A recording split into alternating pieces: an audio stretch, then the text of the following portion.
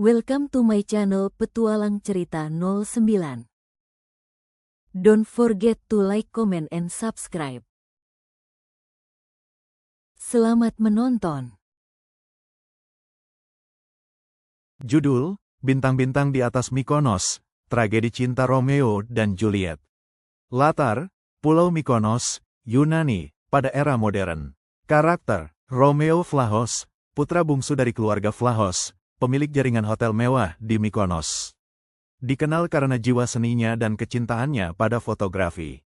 Juliet Antonopoulos, putri tunggal dari keluarga Antonopoulos, pemilik perkebunan anggur terbesar di Mykonos. Dikenal karena kecerdasannya dan semangatnya dalam melestarikan tradisi Yunani. Dimitri, sepupu Juliet yang ambisius dan selalu berusaha mendapatkan perhatian keluarga Antonopoulos. Marco, sahabat dekat Romeo, seorang DJ terkenal yang selalu memberikan dukungan. Bapak Yanis, seorang pendeta desa yang bijaksana dan menjadi tempat Romeo dan Juliet mencari nasihat. Di Pulau Mykonos yang gemerlap, keluarga Vlahos dan Antonopoulos adalah dua keluarga terpandang yang telah lama berseteru.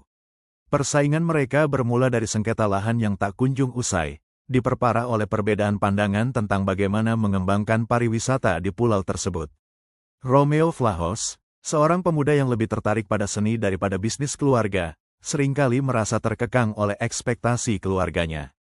Suatu malam, saat ia sedang memotret bintang-bintang di atas Mykonos, ia bertemu dengan Juliet Antonopoulos, seorang gadis yang tumbuh besar di tengah kebun anggur dan sangat mencintai warisan budayanya.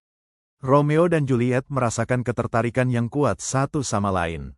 Mereka mulai bertemu secara diam-diam di tempat-tempat tersembunyi di pulau itu, berbagi impian dan harapan mereka.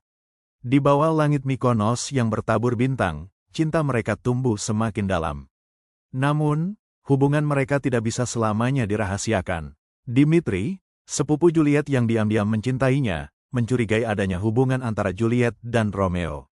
Ia berusaha mencari bukti untuk mengungkap rahasia mereka. Suatu hari, saat Romeo dan Juliet sedang menikmati waktu bersama di sebuah pantai terpencil, Dimitri memergoki mereka. Ia marah dan melaporkan hal ini kepada keluarga Antonopoulos. Keluarga Juliet sangat murka dan melarang Juliet untuk bertemu dengan Romeo lagi.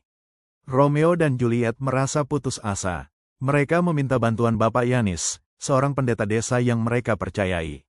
Bapak Yanis menasihati mereka untuk bersabar dan berdoa agar perseteruan keluarga mereka segera berakhir. Namun, keadaan semakin memburuk. Keluarga Antonopoulos berencana menjodohkan Juliet dengan seorang pengusaha kaya dari Athena. Juliet menolak keras, tetapi orang tuanya tidak peduli. Ia merasa terjebak dan tidak tahu harus berbuat apa. Romeo, yang tidak bisa tinggal diam melihat Juliet menderita, memutuskan untuk menemui keluarga Antonopoulos. Ia berusaha menjelaskan bahwa cintanya pada Juliet tulus dan bahwa mereka tidak ingin menyakiti siapapun.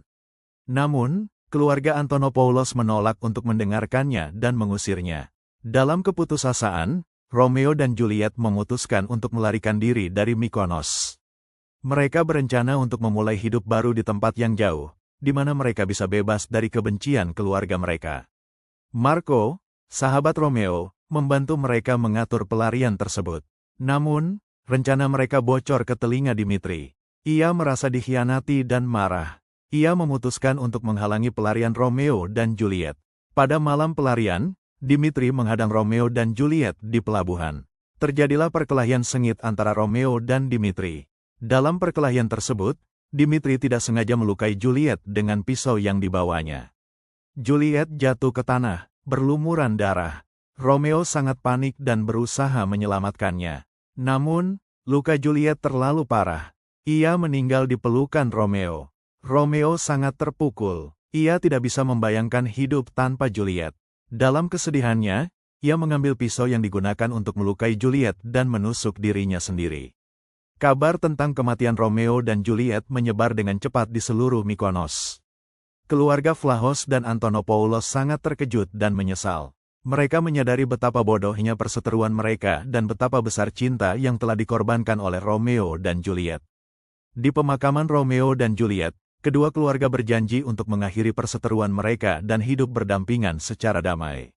Mereka membangun sebuah monumen di tempat Romeo dan Juliet pertama kali bertemu, sebagai pengingat akan cinta mereka yang abadi.